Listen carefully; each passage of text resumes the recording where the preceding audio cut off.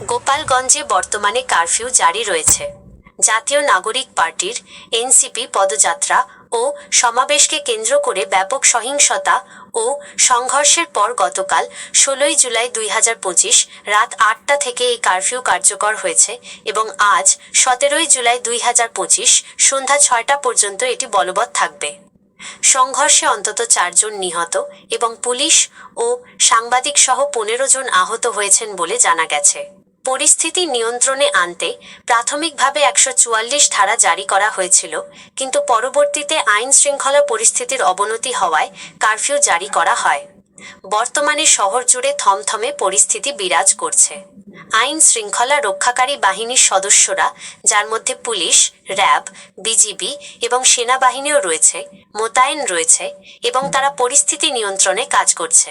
ভোর থেকে শহরের রাস্তাঘাট এবং বাজার জনমানবহীন রয়েছে। কিছু রিকশা বা ৩ চাকার হালকা যানবাহন দেখা গেলেও অন্যান্য যান চলাচল সীমিত। একান্ত প্রয়োজন ছাড়া সাধারণ মানুষকে ঘর থেকে বের হতে নিষেধ করা হয়েছে। এই ঘটনায় জড়িত থাকার অভিযোগে ১৪ জনকে আটক করা হয়েছে। সরকার এই সহিংসতাকে অত্যন্ত নিন্দনীয় বলে আখ্যায়িত করেছে এবং দায়ীদের বিচারের আওতায় আনার ঘোষণা দিয়েছে।